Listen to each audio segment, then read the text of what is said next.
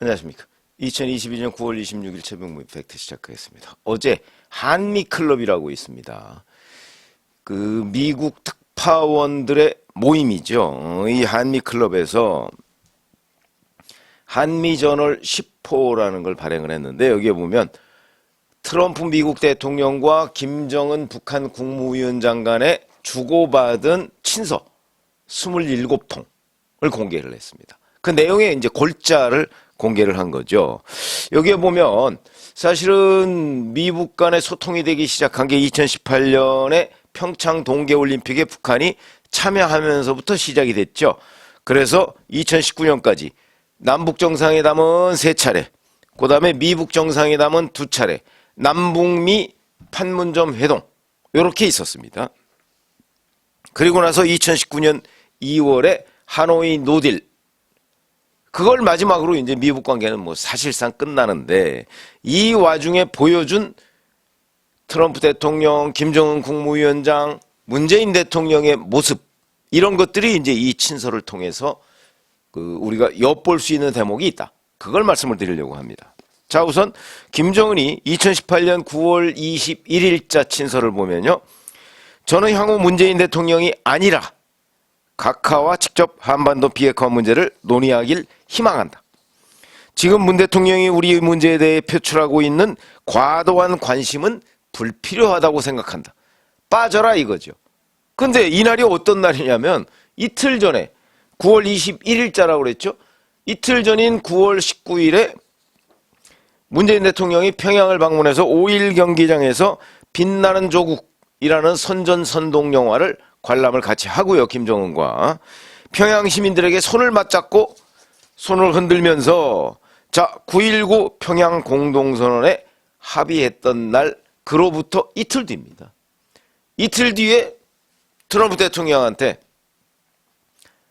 직접 친서를 써서 문재인 필요 없다 이렇게 얘기한 거죠.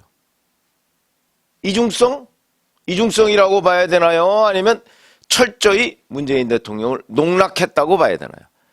문 대통령은 2018년 9월 19일 날 가서 공동성명이라는 데 사인을 하고, 자 이만저만해서 뭐 둘이 손을 맞잡고 평양 시민들한테 남북관계가 이렇게 잘 나갈 겁니다 라고 하는 바로 그 시점에 김정은은 돌아서서 트럼프 대통령한테 친서를 써가면서 문재인 필요 없다 이렇게 얘기를 하고 있는데, 그 9.19 합의를 아직까지도 9.19 공동성명을 아직까지도 본인의 업적인 양 이렇게 얘기하고 있는 문재인 대통령은 다 도대체 이 남북관계의 실상에 대해서 얼마나 알고 있었느냐, 아니면 그냥 완전히 놀이객감 비슷하게 됐느냐 하는 것들을 우리가 충분히 분석해 볼 수 있는 가치가 있는 대목이다 라고 하고, 김정은이 2019년 8월 5일 친서를 보면 한미연합훈련에 대해서 트럼프 대통령한테 이렇게 얘기합니다.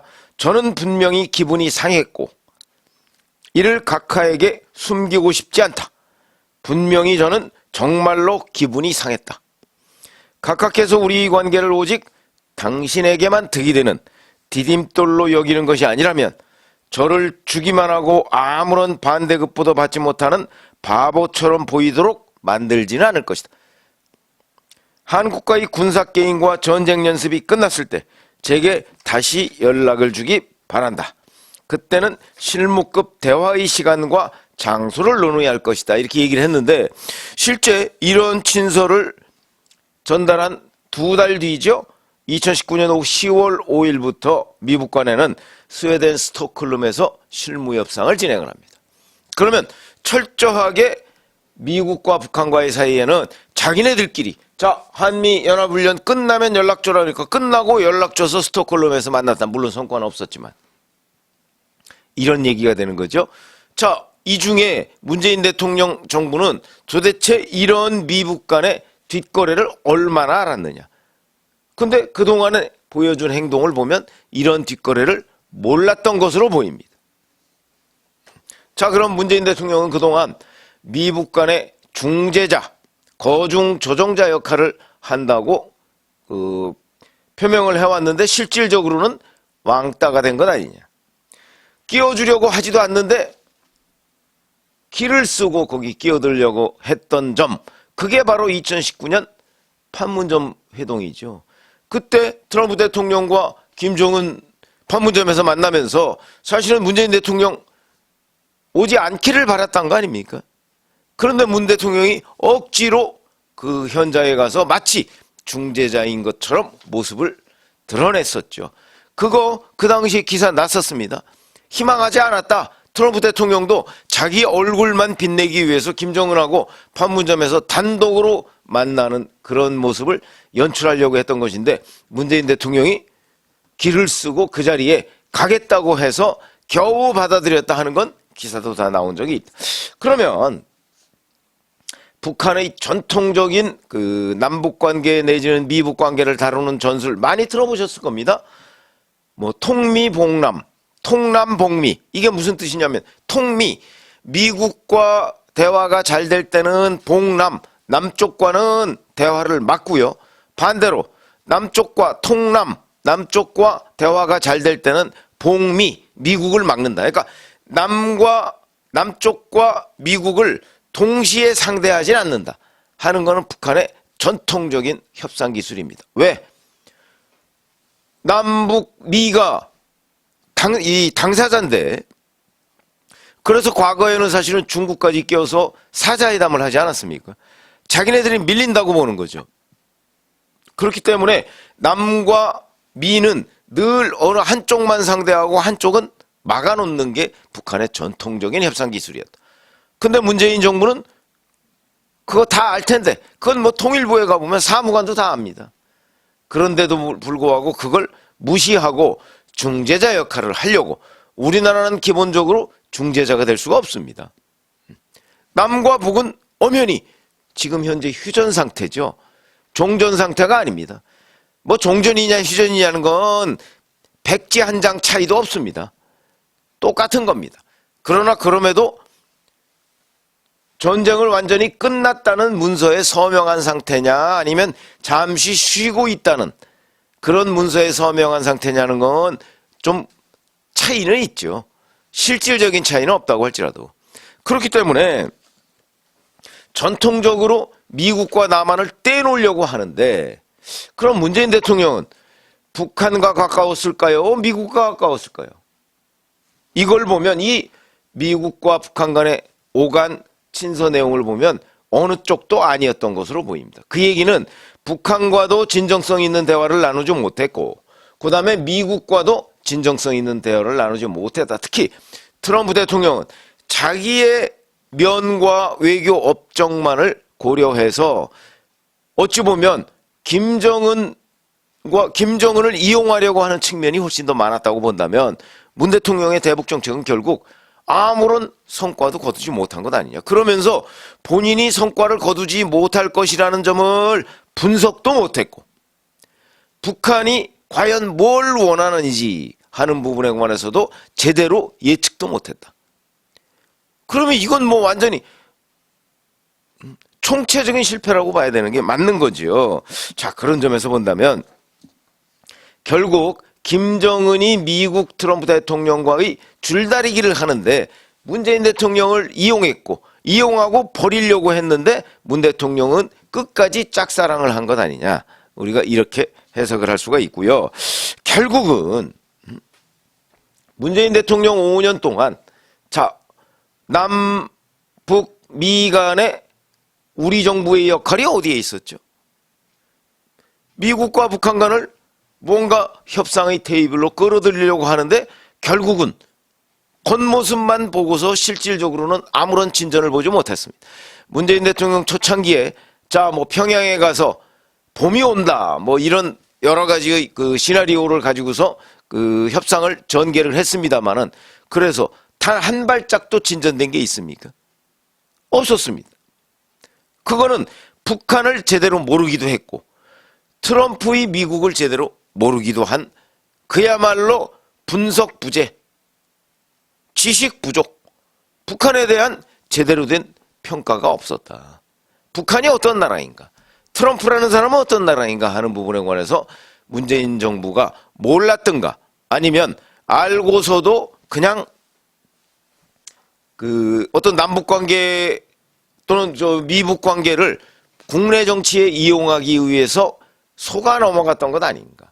그러니까 우리 국민들한테 나는 이러이러한 업적을 쌓았다 하는 걸 보여주기 위해서 결국 5년간 상당한 정도의 쇼만 한 것 아니냐 하는 지적을 피할 수가 남북관계 진전이 어디 있습니까? 아무런 진전도 없고 오히려 그 남북관계를 위해서 많은 남북협력기금을 썼고요. 심지어는 지방자치단체 이재명의 경기도까지 북한에다 뭘 어떻게 전달해주네 이렇게 얘기했지만 실질적으로 북한으로부터 온 거는 아무것도 없었다. 개성의 연락사무소 폭파 등등 이런 거 외에 뭐가 있었습니까? 그런 거 폭파했을 때도 아무런 항의조차 하지 못했습니다. 그렇다고 금강산 관광 이 문제를 제대로 해결을 했습니까? 아니면 남북 간에 무슨 식량 문제 같은 것을 지금 우리가 북한의 그 DJ 때부터 물론 YS 때부터 그랬지만 엄청난 식량 제공을 했는데 그거 다 차관이었습니다. 사실은 돌려받아야 됩니다. 그걸 돌려받는 노력 내지는 실적 과연 있었습니까? 물론 그걸 꼭 돌려받아야 한다는 건 아니지만 그러면 처음부터 우리 국민들한테 그냥 무상 원조다 이렇게 설명을 했어야 되는 것 아닌가요?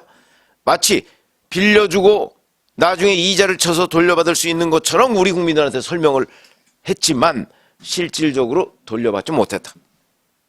이런 것들은 정직하게 국민들한테 얘기를 해야죠. 그러면서 유엔에서 북한 인권에 대한 결의안 이런 거 만들 때 북한에 물어보고 이거는요 결국 우리 국민들을 속인 게 되는 겁니다. 그런 점에서 본다면 트럼프 미국 대통령과 김정은 간의 그 27차례의 친서 아마 지금 이거보다 제가 보기에는 관계 전문가들이 훨씬 더 아주 정밀하게 들여다보고 우리나라가 어떤 문재인 정부가 어떤 왕따를 당했는가 하는 부분 이거는 전통적으로 북한의 통미봉남 전술이 문재인 정부 때 어떻게 작동하고 있었는가 하는 부분을 정밀하게 분석해서 윤석열 정부는 물론 남북관계는 냉탕과 온탕을 왔다 갔다 할 수밖에 없습니다. 구조적으로. 그렇지만 정확하게 알고 대처하는 거와 문재인 정부처럼 이렇게 미국과 북한 사이에 어떤 꿍꿍이 속에서 자기네들끼리 하는지도 모르고 우리 국민만 속이려고 했던 이런 상황은 당하지 않는다. 그러니까 우리가 정확하게 미국의 입장, 북한의 입장을 꿰뚫어 봐가면서 대처하는 거와 모르고 어영부영 당하는 것은 큰 차이가 있는 거죠. 그러려면 결국은 우리나라는 북한을 믿기보다는 미국을 믿고 한미 동맹을 심화시키는 가운데 미국이 북한과 협상을 해보겠다고 하면 우리는 미국으로부터 그 협상 결과를 소상하게 전달받고 같이 공동보조를 취할 수 있는 자세가 필요하다. 지금까지 미국과 북한과의 협상은 늘 그런 식으로 이루어져 왔고요. 이루어져야 하는데 문재인 정부에서는 그렇게 하지 못했고 결국은 북한의 이용만 당했다. 이렇게 평가를 내릴 수가 있겠습니다. 그러면 윤석열 정부는 이런 전철을 밟지 않아야 되겠죠. 그러려면 동맹 강화 이건 방향은 잘 잡은 거로 보입니다만은 끊임없이 남북 관계뿐만 아니고 한미 관계에서도 우리가 혹시 문재인 정부처럼 이렇게 중간에 소외되는 일은 없는가 하는 걸 점검을 해보고 두드려 봐야 된다. 이런 말씀을 드립니다. 고맙습니다.